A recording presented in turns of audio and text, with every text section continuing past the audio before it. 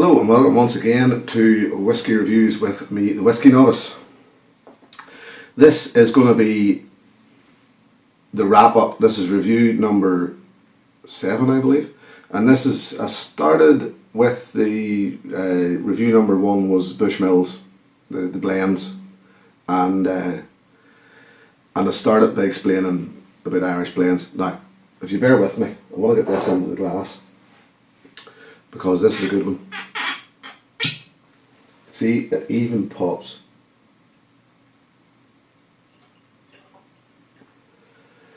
I've broken down really what an Irish blend will entail, and it started with your single malt, and I went through a couple of Bushmills single malts. In the last review I was talking about single grain. You'll find single grain in an Irish blend.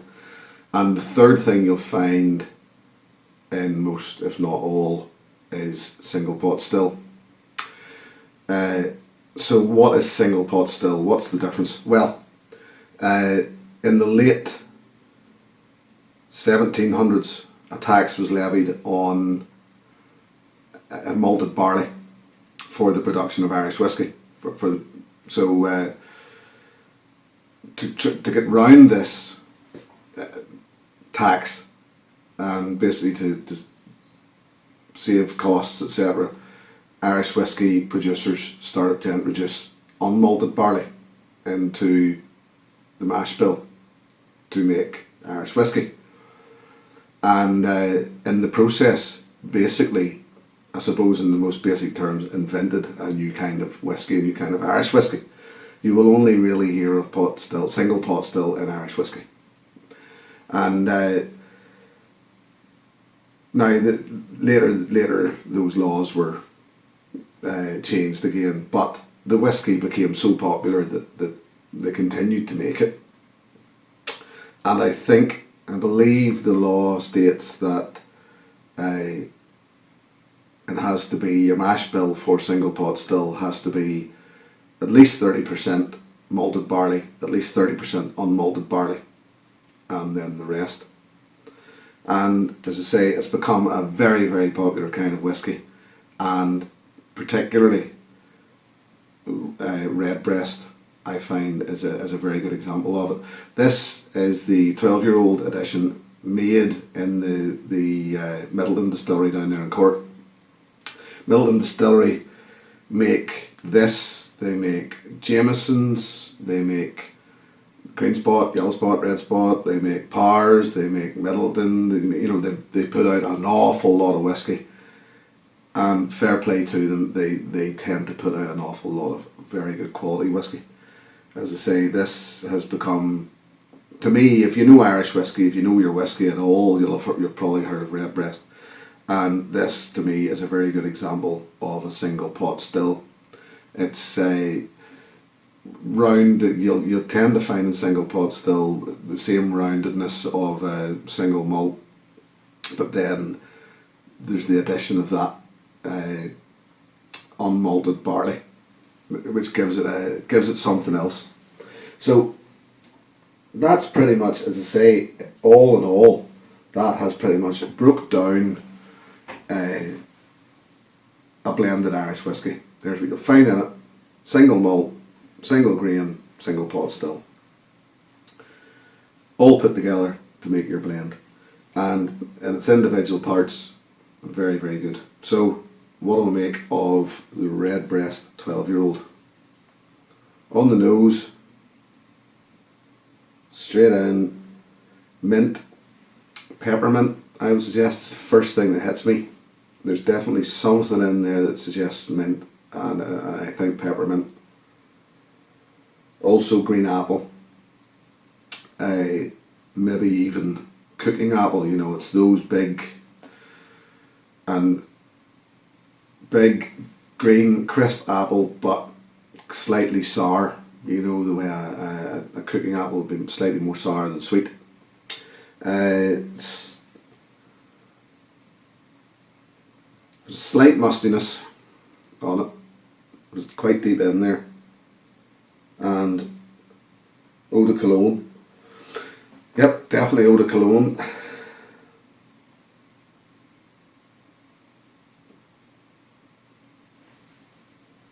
You'll notice I didn't give this just as long in the glass because, I'll be honest, I cheated slightly this time and tried this yesterday again because I haven't had it for so long. And these are some of the mental notes I was picking up at the time. Although I don't mind doing this because every now and again, excuse me, every now and again you'll pick up something brand new. To me, every time I put my nose in a whiskey, I'll find something I didn't find before, which is probably no bad thing. Red, that's what I say, red. There's red berries of some sort of shape, raspberries, maybe red currants. Because it's not all green fruit, really. It's there's an awful lot, as I say, mint and apples. To me, are the two things that jump out. But there's something, not black currant or anything, but just sort of fresher, as I say, like raspberries or something like that. Not strawberry, just something quite bitter. Maybe even cranberries or something like that there. It's quite full and rich on the nose. That, to me, as I say, but the apple and the mint are the two things that stand out the most.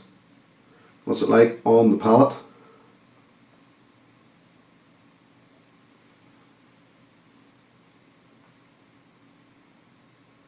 Very, very soft delivery. This is an extremely friendly whiskey, as I find single pot still whiskey tends to be. It's rich, it's buttery, and I know you hear that quite a bit. And it took me a while to figure out what they meant by rich and buttery. Whenever people describing single pot still, that tends to be the way they steer it. It's buttery, it's smooth, it's it's soft, and it took me a while to figure out what they meant by it.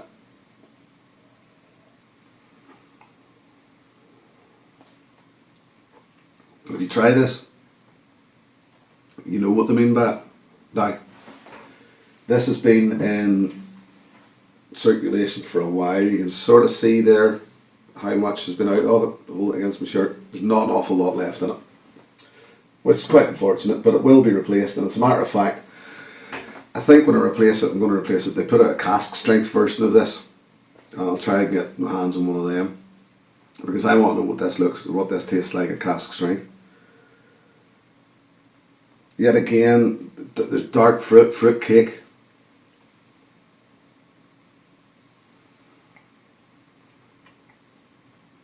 Dried fruit, raisins, currants. Slight mustiness again on the palate.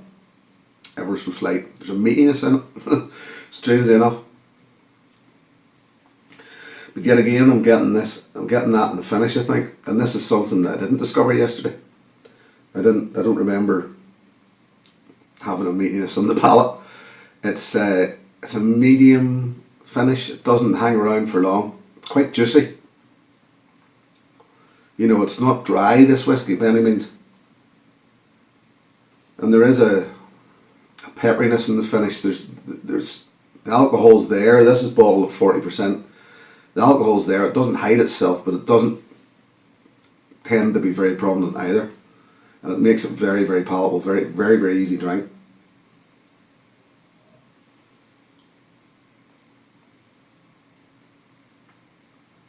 Very juicy finish.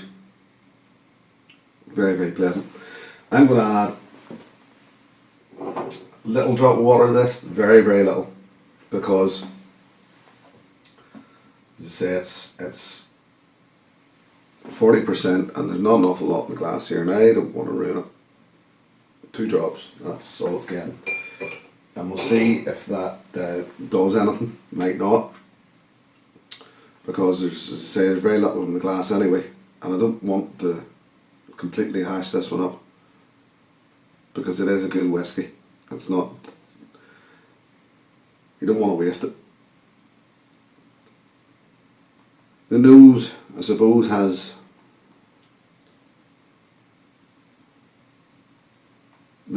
become more buttery sweet now.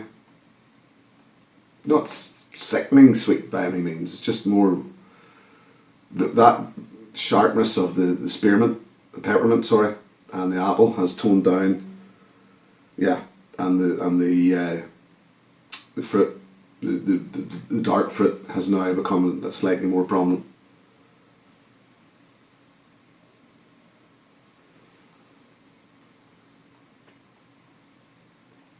And the palate with the little drop of water has opened that fruit up as well. It's opened up just in the, you get the fruit in the back, the dried fruit,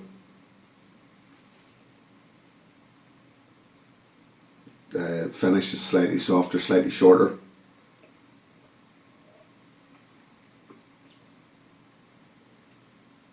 This is just a really well-rounded single pot still, and I would recommend it to anybody. I've never tried, but it's an example where a good friend of mine who works in the whiskey business suggested that the age, this is a prime example of where age doesn't necessarily play in a distillery's favour, that the 12-year-old is better than the 15. Redbreast put their whiskies out 12 years, there'll be a 12-year cask finish, as I say, or cask strength. 15, there's a Lusto edition which is sherry finished, and 21, I believe it might be 25, and this good friend of mine says that to him the 12-year-old all day long is better than the 15-year-old. And I haven't never tried the 15-year-old. I can't put in on that, but I would like to try it and see, because to me, I would agree with him that having tried other whiskies at younger ages or different ages, that sometimes years in a barrel doesn't necessarily mean benefit to the whiskey. So as I say, not having tried it, I can't, but it's just a suggestion. That's something maybe you should try your, if you have 2 or 3 ages of a different whiskey, try them together and see which works best.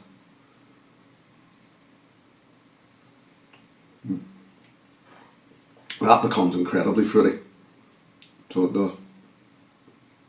And that hasn't had a lot of time in the glass. As I say, I tried this yesterday, and it's just good stuff, that's all. So, listen, that'll do me for now. I'm going to, for my next review, will be moving away from Ireland. So that's all I'll say for now. But I'll leave it at that and say thank you again for watching, and here's to your good health. Cheers. Hey, thanks for watching my video. Please click and subscribe to be notified of further content.